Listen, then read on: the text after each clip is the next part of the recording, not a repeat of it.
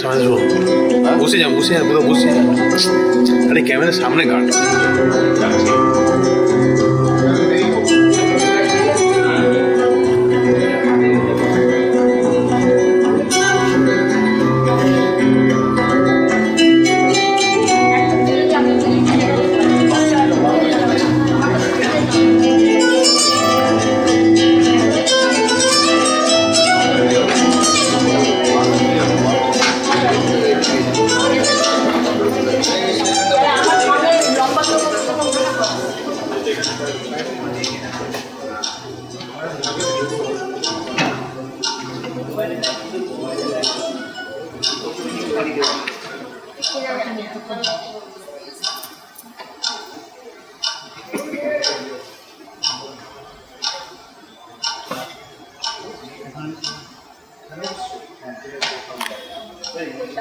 ঘড়িতে এখন 6:30 মানে 6:30।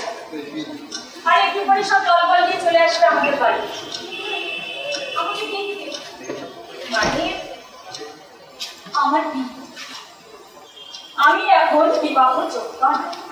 ওদের বাড়ির সবাই উঠে পড়ে লেগেছে কোনো একজনের গলগ্রহ আমাকে হতেই, তাই পাত্রপক্ষের আনাগোনা লেগেই আছে। আর যেদিন এই দিনটা আসে সেদিন সারা বাড়িতে একটা শোরগোল করেছে। সবার আচরণ যায় করে কেমন ভাবে যেন টাকা, কেমন ভাবে হাসি, এই হাসি রোজকার মতো নয়, কেমন যেন একটা চিন্তার ভাঁজ কপালে। এবারেও কষ্ট যাবে না তো এমন তরবার।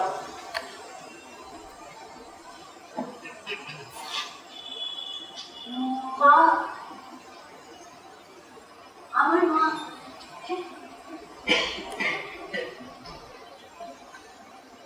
একটা সুগন্ধি সাবান হাতে দিয়ে বলবে এটা মেখে বিকেলে ভালো করে গাটা ধরে। আমি বলি কেন কেন বাড়িতে লোক চলে আসবে, বলি মা আমার মাথায় একটু হাত দিয়ে খেতে হয়েছে।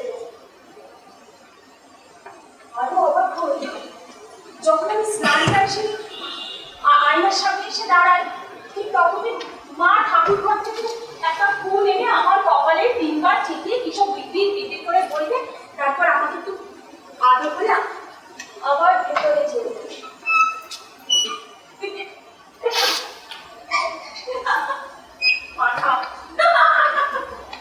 পাঠা বলির আগে তাকে যেরকম স্নান করে শুদ্ধ করা হয় আমাকেও ঠিক তাই। এই নিয়ে 18 বার সেজে গুজে বসা হবে। হাতে রং করো, মুখে একটু সোনা করো, ওটা মাখতে ভুলো না যায়।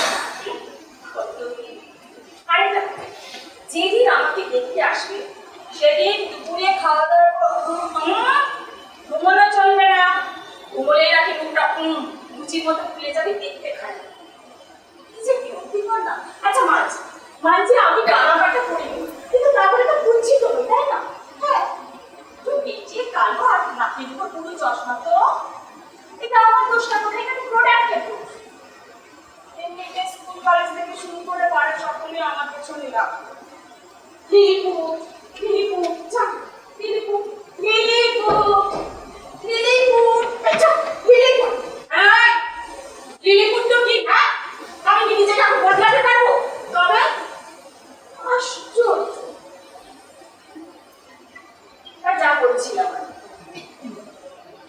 আমাকে বসতে হবে সেই সব মানুষদের সামনে যারা কিনা নির্ধারণ করবে আমি বৈবাহিক জীবনে বা সাংসারিক জীবনে বৈবাহিক জীবনে হব। জানেন আমি যে কবার ওই মানুষগুলোর সামনে বসেছি, মানে আমি বিয়ের উপর জমি না রিজেক্ট, এই খেলাটার মধ্যে দিয়ে আমি আমার জীবনে অনেক অনেক অনেক অভিজ্ঞতা অর্জন করেছি। মেয়ে হওয়ার যে কি যন্ত্রণা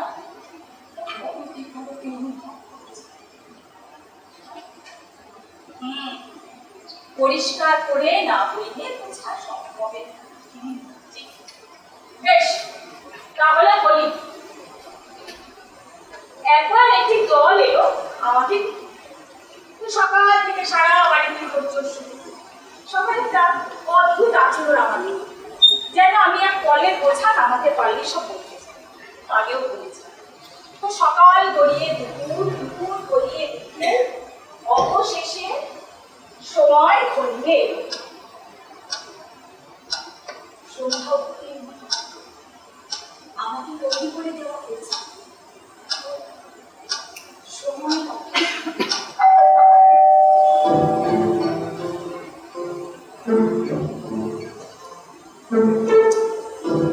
এসে গেছে। এসে বসলো কজন। মানে সবাই এবং সন্তুষ্ট। উমা পিসি আর উমা পিসি মানে আমাদের বাড়িতে যে রান্না করে সে আর একজন দেখে করে খাবার নিয়ে এসে হাজির করে। খাবার না, আগে তো চায়ে করবো, তারপর আমাকে ওখানে গিয়ে বসতে হবে, তারপর তো এইসব আমি নিয়মকানুন করতে গেলে। ও বুঝেছি বুঝেছি, আসলে এর আগে বেশ কয়েকবার আমাকে দেখতে এসে না খেয়ে পোগার পর যেন পালাতে পারলি নাই চক্রা বদলে গেছে।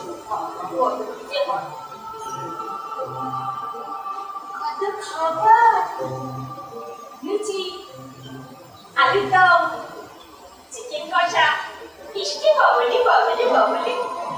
না না, আবার এসব কেন? আগে মেয়ে ছেলেটাকে দেখি, তারপর না হয়। ঢুকে যা।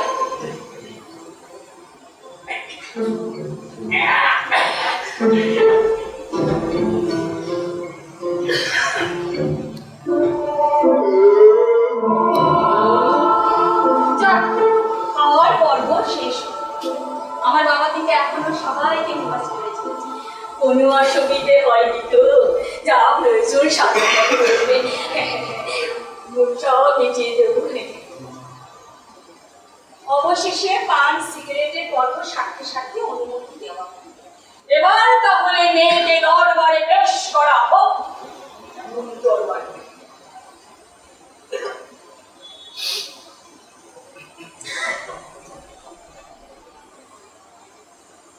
আমাকে সবাই দেখছে, কিসব বলাবলি করছে। ওদের মধ্যে একজন বলে উঠল, তোমার নাম আমরা জানি, তোমার বাবাই আমাদের বলেছে, তবু তোমার মুখ থেকে যদি একটু শুনতে পাই। আবার কি ধরনের প্রশ্ন? টোটের করে বেশ হাসি এনে কায়দা করে বললাম, উপাসনা উপাসনা রাজ্য। ও বাবা বাবা বাবা, বেশ বেশ বেশ বেশ। এবার ওদের মধ্যে আরেকজন বলে, তুমি একটু হাঁটা চলে তা খাও দেখি কেমন লাগে। আমি মনে মনে ভাবি, আরে এই তো এককালে হতে শুনেছি, এমনি আমার ভেতরের আমিটা বলে ভয় ভয় জানতে পারি। যাই হোক, যেই একটু হেঁটে বসতে যাবো অমনি আরেকজন বলে উঠল, একটু শাড়িটা উঁচু করো তো মামনি।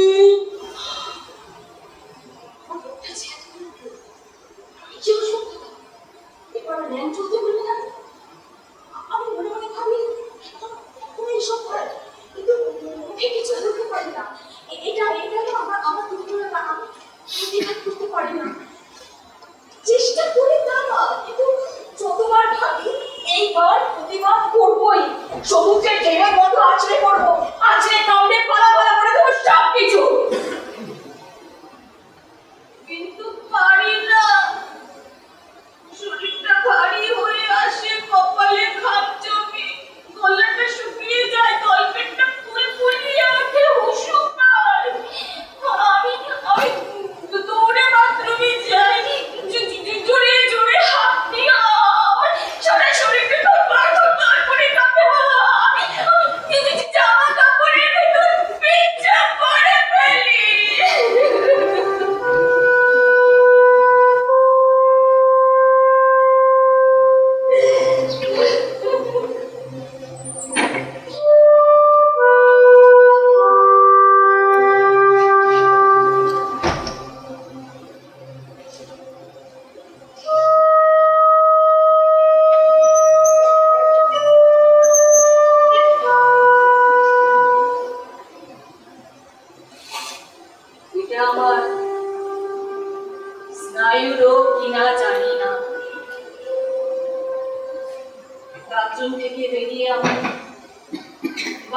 সামনে এসে দাঁড়ায়। বাবা একা মাথা নিচু করে বসে আছে। সিলেকশন কমিটি আমাকে রিজেক্ট করে চলে গেছে। উমা পিসি ঘর পরিষ্কার করছে, হয়তো অন্য কোনো দল কিংবা অন্য কিছু। বাবার অসহায় মুখটা দেখে আমি নিজেকে ঠিক রাখতে পারি না। কাঁদি, খুব কাঁদি, জোরে জোরে কাঁদি। বাবার জন্য আমার কষ্ট হয়, মায়ের জন্য।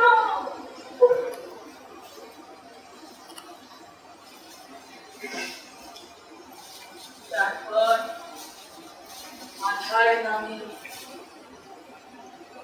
মনে কোণে শূন্যতা ঘিরে ধরে। উমা পিসি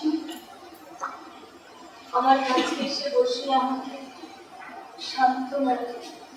দেখিস, তোর একদিন খুব সুন্দর পর হবে, আমার কথা মিলিয়ে নি। আমার মুখে কথা সরে না, শুধু তাকিয়ে থাকি জানালার বাইরে খোলা আকাশের দিকে। আর আমি কোথা থেকে পাই এত বিশ্বাস ভাবছি জানি না। অবশেষে আধার ছেড়ে ভোরের দেখা। আমি আমার গ্রামকে অবসন্ন শরীরটা নিয়ে পড়ে থাকি বিছানায়।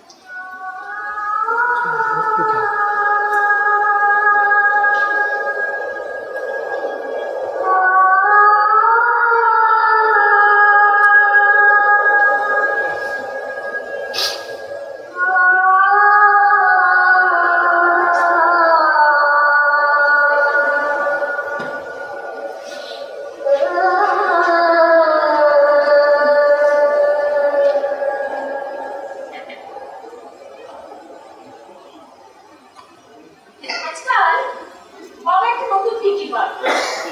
হ্যাঁ, কোনো এক সময় গোপনে আমার ঘরে গিয়ে আমার মোবাইল রাখার জায়গায় একটা ছোট্ট চিঠি রেখেছে, আর তাতে লেখা থাকে নেক্সট ভিজিট অমুকায়। বাবার করুণ মুখটা ভেসে ওঠে আমার মানুষ। কি বলছো মানুষটা? সব বাবাদেরই বুঝি হয় এমনটা। আমি একবার বাবাকে জিজ্ঞেস করেছিলাম, আচ্ছা বাবা, ধরো আমার যদি বিয়ে না হয়, না আমি যদি বিয়ে না করি তাহলে কি হবে? বাবা তখন সুন্দর একটা কথা বলছে, বিয়ে না করা আর বিয়ে না হওয়া মানে দুটো আলাদা। একটা কলঙ্ক, একটা অহংকার। একটা কলঙ্ক আর একটা অহংকার। অহংকারটা সামলাতে গিয়ে জীবনে একসময় একাকিত্ব নেমে আসে। অনেকে আবার মহত হয় বটে, তবে আমি আমার উপাসনা মাকে জানি। ওর একটা দুর্বল জায়গা আছে, সেটা লালন করার জন্য, সম্মান করার জন্য একটা ভালো সুন্দর মনে মানুষ দরকার। তাই আমার এই লড়াই। আমার বাবা এখনো বিশ্বাস করে এই লড়াইয়ে বাবা জিতবে। তাই এত কিছু জানার পর, শোনার পর আমি আবার পরীক্ষায় বসি সেজে গুজে। আর সিলেকশন কমিটি আমাকে ব্যঙ্গাত্মক দৃষ্টিতে দেখে আর রিজেক্ট করে। বারবার আবার প্রতিবাদ প্রতিবাদ প্রতিবাদ প্রতিবাদ।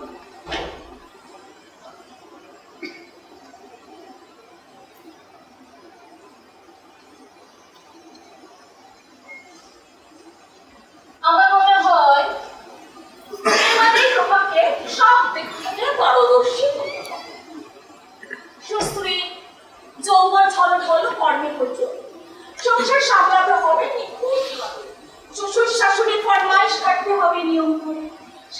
সব দিকে নজর দিতে হবে, এটা আবশ্যক। তাকে খুশি করা, সব দিকে তাকে নম্বর দেওয়া,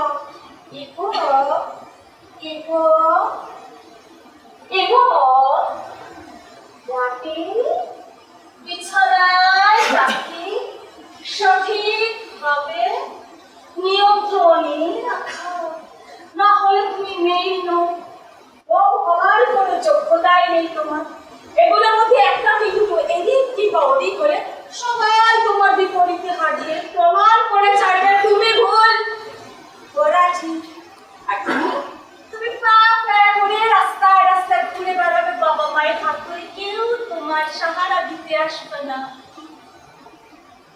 আদালত করতে সকালের পর সকালে চকচকি করতে থাকবে, কেউ তোমার পক্ষে নেই। আদালতে বাইরে পিঠিটার হাত আর মাথার গন্ধ টুকরে টুকরে চলছে চলছে মুখটা, আমি তোমাকে সারা কাচ্ছি। আর তিনি তোমার স্বামী, তোমারই সামনে মুখ ঢুকে হয় না, নিশ্চিত অন্য কোনো পথ বেছে নেবে, প্রতিবাদ করতে পারবে না, কারণ তুমি নারী, মেয়ে ছেলে, মাগি।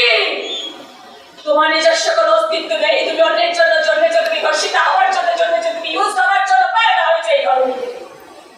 তাই তো নারী ধর্ষণের পর তোমাকে ছিন্ন ভিন্ন তোমার রূপ সব চরিত্র সব সব সব সব পুরুষের ভোগ্য। তাই তো ভোগের পর চলে উল্লাস, উল্লাস, উল্লাস, উল্লাস,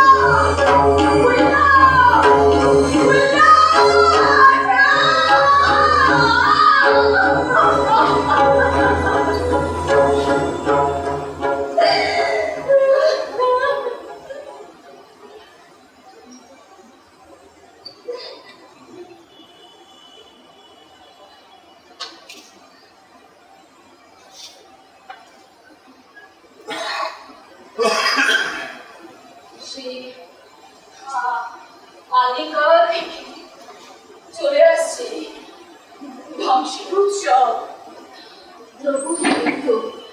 দ্রৌপদীকেও তো স্বয়ংবর সভায় হ্যাঁ ছাপ পুরুষের সামনে লঙ্ঘ করার প্রক্রিয়া চলেছিল। তখন তিনি ছিলেন ঋতুপতি, তবুও রেহাই পাননি দুঃশাসনের বিকর্মস্থ ইঙ্গিত থেকে। সবাই উপস্থিত প্রতিষ্ঠিত ব্যক্তিগণ তাদের কামনার দৃষ্টিতে ছিঁড়ে খুঁড়ে খাচ্ছিল তার শরীরটাকে। কোন প্রতিবাদের ঝড় আজও না। এরকম অনেক অনেক উদাহরণ ইতিহাস পথে ঘুরে ঘুরে ঘুরে ঘুরে আছে। সেই ট্র্যাডিশন আজ এরপরেও তুমি মানব জন্মের অধিকারী। এত যন্ত্রণার পরেও তুমি নারী, সন্তান লালনের জন্য মা, তুমি নাকি প্রকৃতি।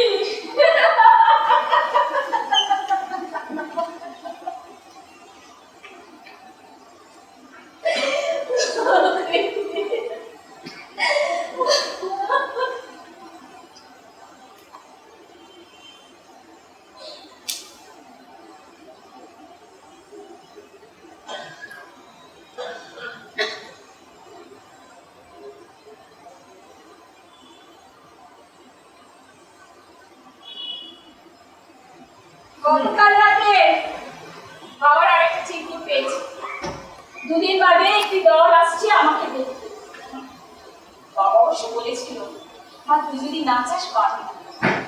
আমি বাবাকে থামিয়ে বলি, না বাবা, এটা করুন পরীক্ষা প্রার্থনা, চেষ্টা চলবে, কিছু তো একটা হবে। এনারা কসবার বাইপাস থেকে আসছেন, দেখা যাক। আমি আপনার একটা গান শুনি, মাথাটা ভার হয়ে আছে। এই পত্র সব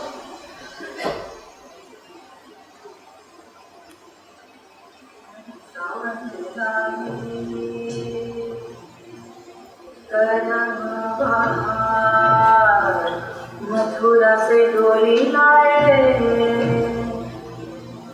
चारों कहा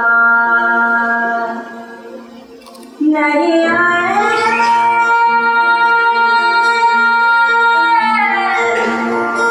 नहीं आए केसरिया बलवा हमारे अंगना बड़ा सुनसान।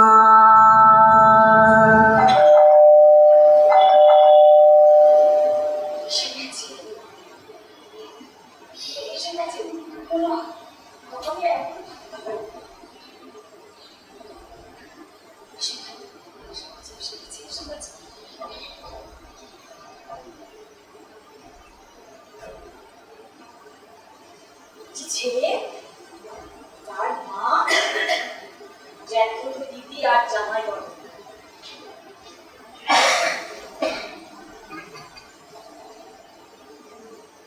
আমাকে আবার প্রশ্ন দিচ্ছি বসে আছে ছেলেটা। তার জ্যাঠু দিদি নাম সুরঞ্জনা। তার প্রথম প্রশ্ন, তোমার চশমার পাওয়ার কত? আচ্ছা, উনি কি আমার কোনো অপরাধের কারণ জানতে চাইছেন? নিজেকে খুব অপরাধী মনে হয়েছিল, তাই ভয়ে ভয়ে ডবিলে বললাম -7। উনি ভদ্রলোক পায় ভদ্রমহিলা প্রায় লাফিয়ে উঠে চিৎকার করে বলল, এ বাবা, এ মেয়ে তো চশমা ছাড়া একেবারে অন্ধ। আমার কানে মনে হয় গরম তেল ঢেলে দিল। আমার কানটা গরম হয়ে আসছিল, ভিতরে ওই খানাটা আবার শুরু হয়ে গেছে। কিছু একটা টেনে ঢুকতে চাইছে, ঠিক সেই সময় দ্বিতীয় বলে আকাশের জামাই বাবুর তরফ থেকে। তোমার ছেলেবেলা থেকে কি কোনো খেলাধুলার অভ্যেস ছিল না? আচ্ছা, এর সাথে বিয়ের কি সম্পর্ক? কিছু বুঝতে না পেরে বোকার মতো বললাম, না, তেমন কোনো আগ্রহ ছিল না। বাড়িতে আসা অতিথিদের সব প্রশ্নের উত্তর মাধুর্যের সাথে দেওয়াই তো ভদ্র। আমিও ঠিক সেদিন তাই করছি, কিন্তু সেই ভদ্র তার মান রাখেনি আকাশের জামাই বাবু। এই জন্যই বাঙালি বাড়ির মেয়েদের চেহারা এইরকম, বসতে পারলেও দইতে পারে না। অসভ্যতা না মস্কর, সেটা বোঝার ক্ষমতা আমার সেদিন ছিল না। আমার চোখের সাথেটা ঝাপসা হয়ে যাচ্ছিল, আমার ভেতরে কালো ছিল, কিছু একটা ফেলে বার হতে চাইছিলাম। আমি দৌড়ে গিয়ে বাথরুমে আশ্রয় নিই।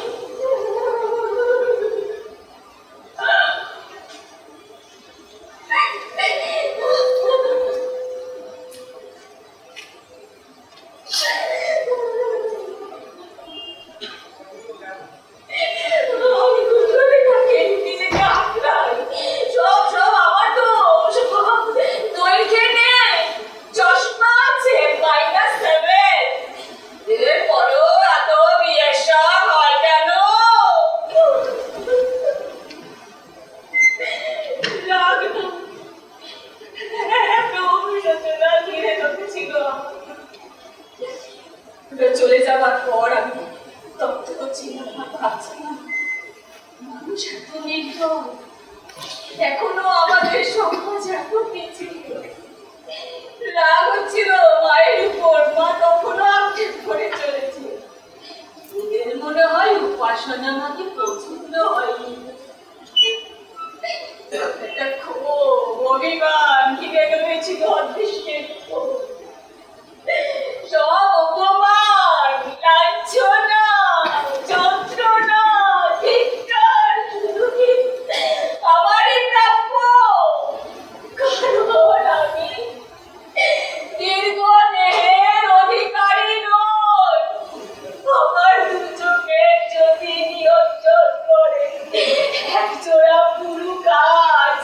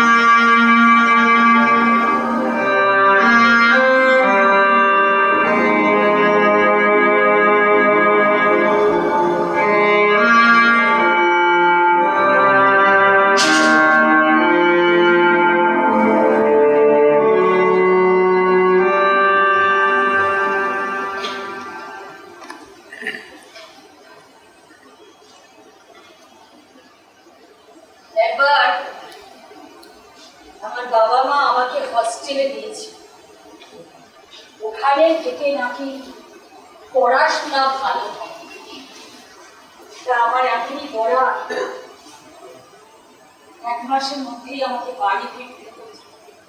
কারণ হস্টেলে পা রাখার 1 সপ্তাহের মধ্যে আমি র্যাগিংয়ের কবলে পড়েছিলাম। জনাবাই মেয়ে আমাকে জোর করে একটা ঘরে ঢুকিয়ে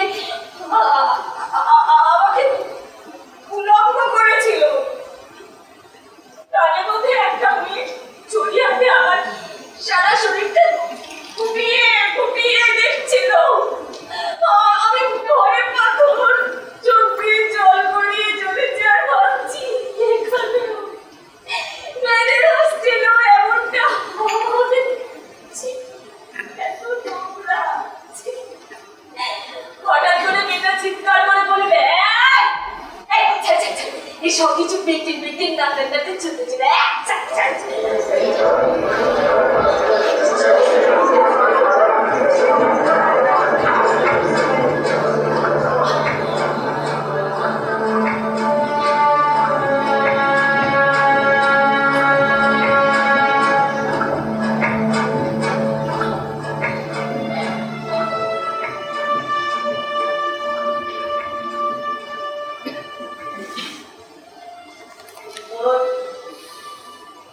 বাবা আমাকে বাড়িতে ফিরে আনে।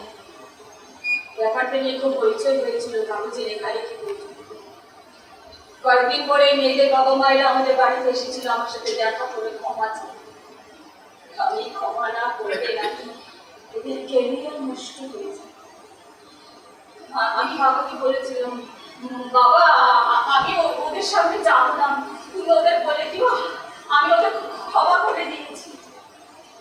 আর একটা কথা বাবা যখন জোরের সাথে বলেছিল, বাবা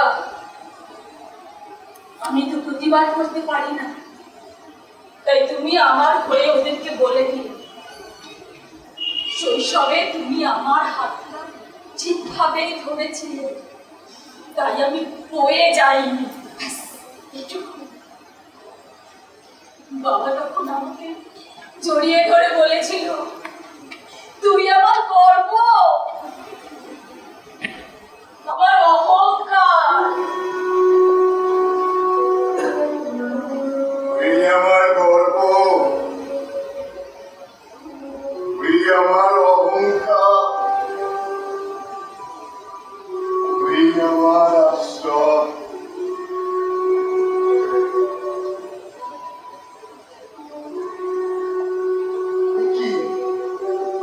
তুমি কাঁদছো কেন? কিসের কষ্ট তোমার? আমি তো নিজে বাকি অচল, আমার শরীরটাই আমার কাছে বাধা। পৃথিবীতে কোনো কিছুই বাতিল নয়। ওই শব্দটা মানুষের তৈরি। ওই শব্দটাকে আঁকড়ে নিয়ে মানুষ তার অস্তিত্ব প্রমাণ করতে চায় যে আমি ঠিক, আমার সিদ্ধান্তের কোনো বিকল্প নেই।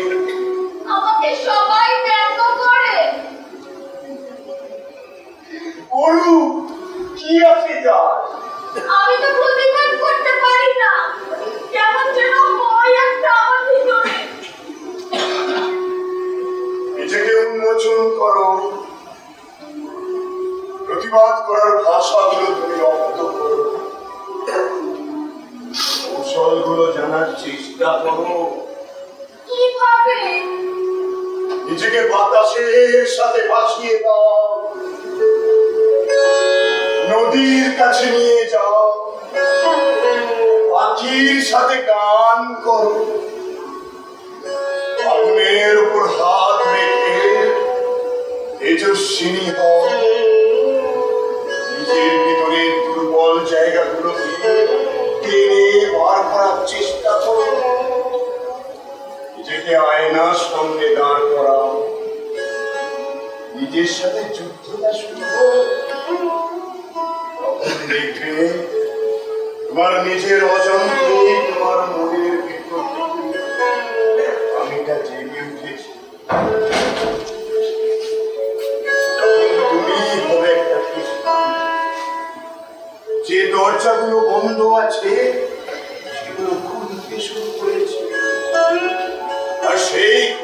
দরজা দিয়ে এক রাশ আলো এসে তোমাকে জড়িয়ে ধরেছে। মনকে দৃঢ় করো, সংকল্প করো, মমাঙ্গানি পাপপ্রাণচক্ষু সসন্নতবল্লম সর্বাণি ইন্দ্রিয়াণি চ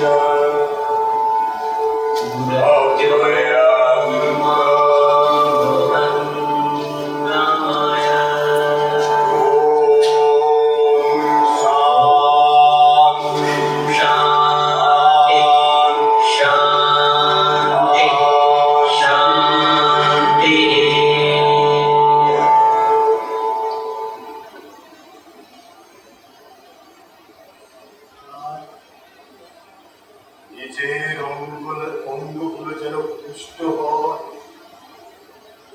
প্রাণবায়ু, বাক শক্তি, দৃষ্টি, শ্রবণ এবং অন্যান্য ইন্দ্রিয়গুলো শক্তিশালী হয়। কিন্তু এটা তো খুব কঠিন কাজ। জীবনে কোনো কিছুই কঠিন নয়, নিজেকে বৃষ্টির সাথে ভেজা।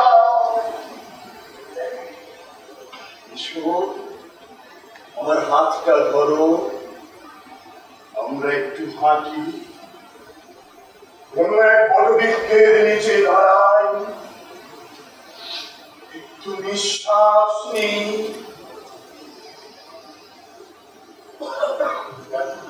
জরুরি। চলো আমরা বাইরে বের হই, খুব ভরে বাতাস নিই।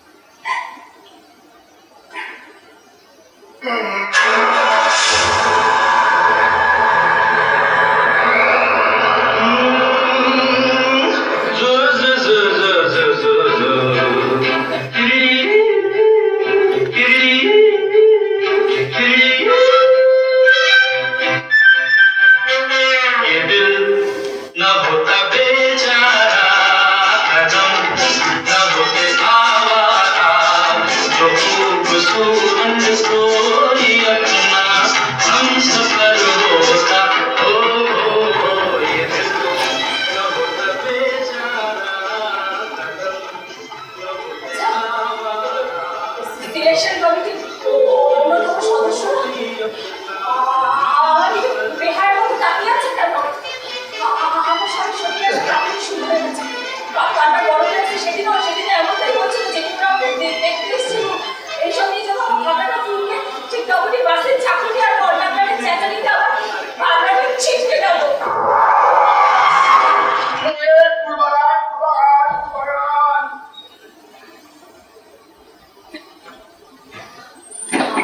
আমার মনে হয় কেউ আমার পিছু নিয়েছে। সেই ছেলেটার নাম তো কি নাম যেন? আকাশ আকাশ সিংহ দেখতে একবার সেই তো।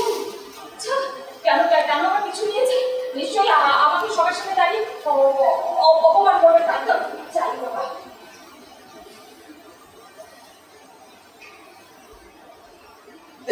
শুনুন, শুনুন না, এই যে শুনছেন, এই যে শুনুন না, আমি না সেদিনের জন্য বিশেষভাবে ক্ষমা প্রার্থী। কেন বলেন তো? আসলে সেদিন ওই রকম ভাবে কথা বলাটা উচিত হয়নি সবার। বুঝতে পারছি না, আকাশ নতুন করে কত ভূমিকা করছে নাকি সত্যি ভূমিকা? আসলে সুরঞ্জনাদি বরাবর এরকম ঠোঁট কাটা, জামাই বাবুটার সাথে থেকে থেকে এরকম হয়ে গেছে। কিন্তু আমার মা ওরকম নয়, তাই আমি ওদের হয়ে সবার হয়ে ক্ষমা চাইছি। আমি কোনো কথা বলতে দিচ্ছি না বলে ছেলেটা চুপ করে গেল। হয়তো কোনো কথা ভাবছি না। ব্যাপারটা না আমার খুব খারাপ লেগেছিল জানেন। আমার কিন্তু আপনাকে সহ্যের একটা সীমা আছে। অতই যদি খারাপ লেগে থাকে তবে সবার সামনে ওরা চুপচাপ শুনছিলেন কেন? আসলে ওরা বড় তো, আর আমার মা আর আমি বরাবর ইন্ট্রোভার্ট কিনা, তাই। আশ্চর্য! আমাকে এখন এইসব কথা বলছেন কেন? এটা কি একটা রাস্তায় অপরিচিত মেয়েকে রাস্তা আটকে কোন ভদ্রতা? না, আমি আপনাকে অপমান করতে আসিনি, আমি ক্ষমা চাইতে এসেছি। আমার না আমার আমার আপনাকে খুব পছন্দ। আপনি চাইলে সম্বন্ধটা আমার ছেলেটার কোনো কথা শুনতে ইচ্ছে করছে না। নিশ্চয়ই আমাকে এভাবে মজা করছে, তাই না? আপনি রাগ করলেন? বাড়ির সবার সামনে চুচু বলে, অথচ রাস্তায় কোনো মহিলাকে একাকে মনের সব কথা বলে ফেলতে পারে। ও অদ্ভুত। শুনুন না, শুনুন না, শুনুন। আবার কি বলতে চাই? আমার আপনাকে কেন পছন্দ জানেন? হ্যাঁ, এটা জানা আমার খুব দরকার। কেন পছন্দ করে দীর্ঘ সুনাম ছেলেটা আমার মতো পেটে খাটে কোনো চশমা পরা নেই?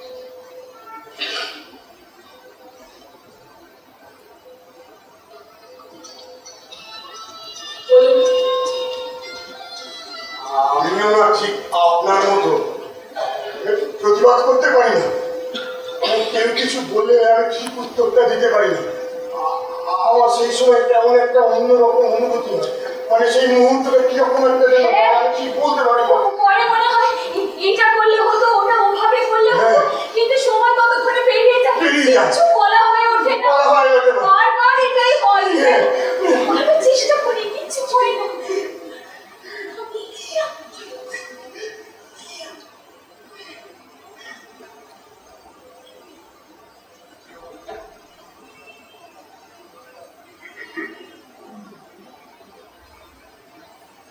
আজ আকাশের কথাগুলো শুনে আমার শক্ত হয়ে আসা হাত পাগুলো আস্তে আস্তে শিথিল হচ্ছে। একটা শীতলতার আমেজ নিয়ে আমি বাড়ি ফিরছিলাম। আমার মনে একটা নতুন সুর তৈরি হচ্ছিল। অচেনা আনন্দ নিয়ে বাড়ি ফিরলাম। ব্যাস, বাড়ি ফিরেই তাল গেল কেটে সেই পুরনো প্রস্তুতি। আরেক পক্ষ দেখতে আসছে আমার। গতকালাতে বাবার চিরকুটে কথাটা ভুলেই গেছিলাম। তবে কেন জানি না এই পক্ষের আশার মধ্যে আমি আশার আলোর বদলে হতাশার আধারই দেখতে পাচ্ছি। তবু কি করা? তবু এই ঠোক্কর খাওয়া মেয়েটাকে আবার বসতে হবে সেজে গুজে, মুখে মাখতে হবে ভদ্রতার করে, ঠোঁটের কোণে সৌজন্যতার পাত্রপক্ষ নিয়ম মাফিক পর্যবেক্ষণ করার পর মাতৃমা জিজ্ঞেস করবেন, চশমা কি তোমার অনেক ছোট বয়স থেকে? আজ আর নিজেকে অপরাধী বলে মনে হচ্ছে। চশমার জন্য সংকুচিত হচ্ছিল না আমার। তাই বেশ টাকের সঙ্গে জবাব দিলাম, হ্যাঁ, আসলে আমাদের ছেলে তো অনেকটাই লম্বা, 5 ফুট 10 বলে পাশে বসা ভদ্রলোকের দিকে তাকিয়ে বলল, ওদের দুজনকে মানাবে?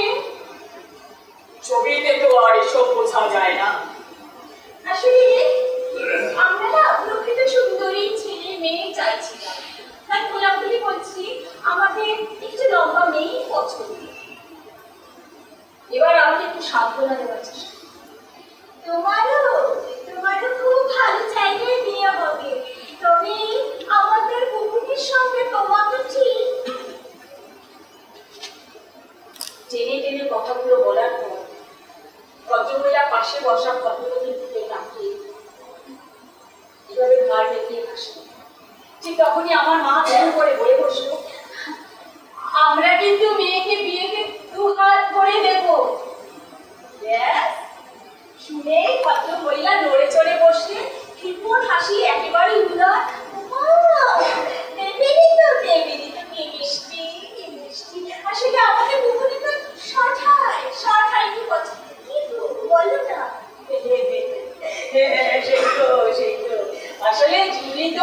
ওপর আলাদাই ঠিক করে রাখে।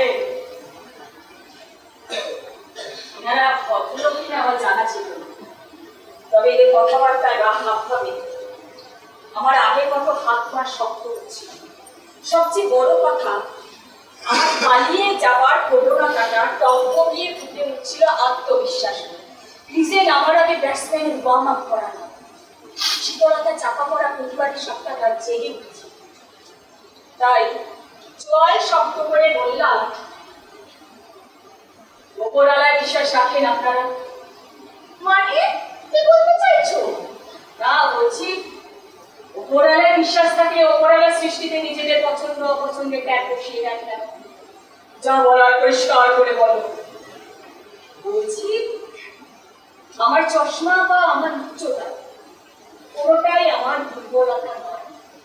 দুর্বল মানুষের চিন্তাধারা সেই সব মানুষকে যারা কিনা একটি মেয়ে আর আনাজ পাখির মধ্যে কোনো ফারাক করতে চায়।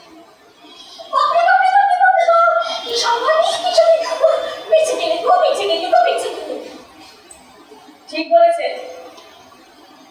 এরকম বেঁচে যাওয়ার জন্য শুধু পাত্রপক্ষের নয়, পাত্রীপক্ষেরও বলা দরকার। ব্যাস অমনি মুখ কালো করে রাতে খুঁজতে খুঁজতে বেরিয়ে গেলে ভদ্র বিশেষণ গায়ে একটা মানুষ খুঁজবে।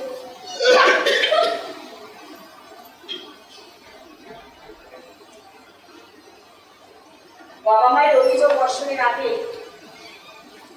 মার মুখোমুখি দাঁড়িয়ে বললাম, আর নয় মা, এবার থাম। আমার একা লড়াইটা আমাকে নিজেকেই করতে দাও। কেউ কারোর হয়ে লড়ে না মা, কেউ কারোর হয়ে কথা বলে না। এই সার আমি বুঝেছি, আর এটাই বুঝি নিয়ম। বুঝতে পারাটা আমার জীবনে খুব দরকার ছিল। আচ্ছা, আজ বাস থেকে নেমে ওই ছেলেটার কথাগুলো না শুনে ওর সাথে দেখা না হলে আমার কি এই বুঝতে পারাটা হয়ে উঠত? এখন ওর কথাগুলো কানে আসছে। আমিও আপনার মতো প্রতিবাদ করতে পারি না।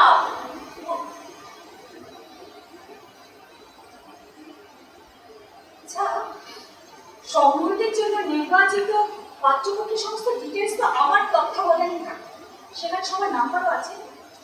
এই ছেলেটারও নাম্বার আছে।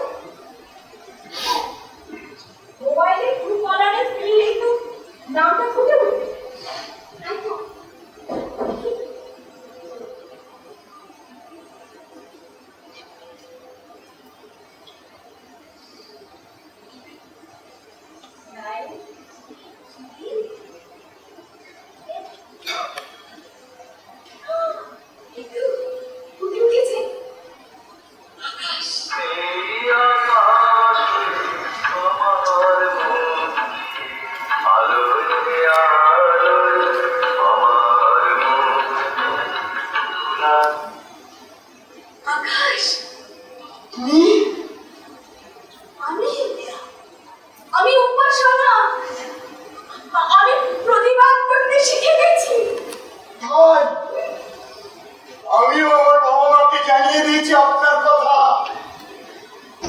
আমিও বলেছি আমার মনের গভীরে যা জমা হয়েছিল সব কথা আমি উকরে দিয়েছি অভিমানের সুরে।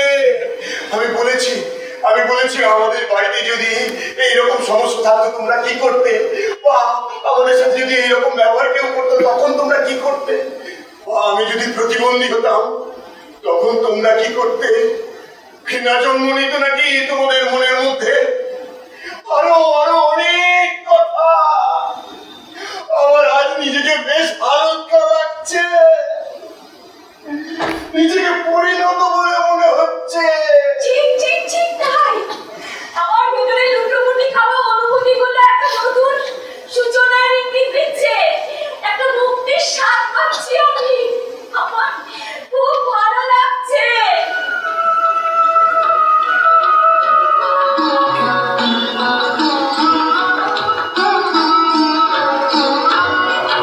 আমার মুক্তি আলোয়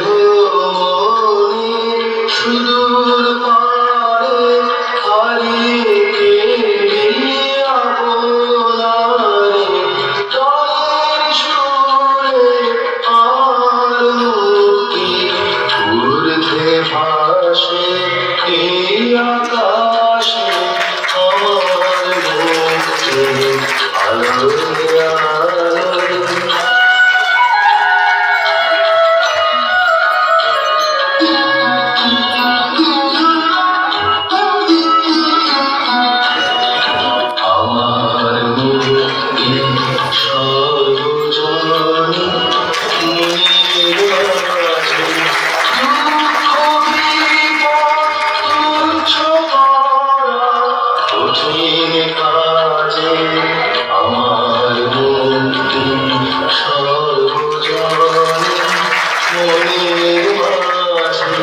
দুঃখ বিপদ তুচ্ছ কথা বলবো পরে গোবিন্দনের গান আছে, তারপরে আমার বন্ধু দল পোষণ ব্যানার্জি সাত্বিকের গান আছে ভূষণ পথি।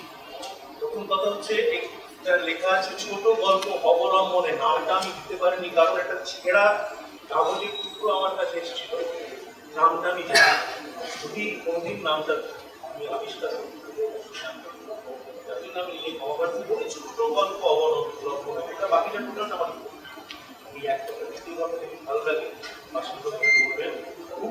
খুব কষ্ট করেছে দুদিন ধরে চেষ্টা করতে হচ্ছে কাজল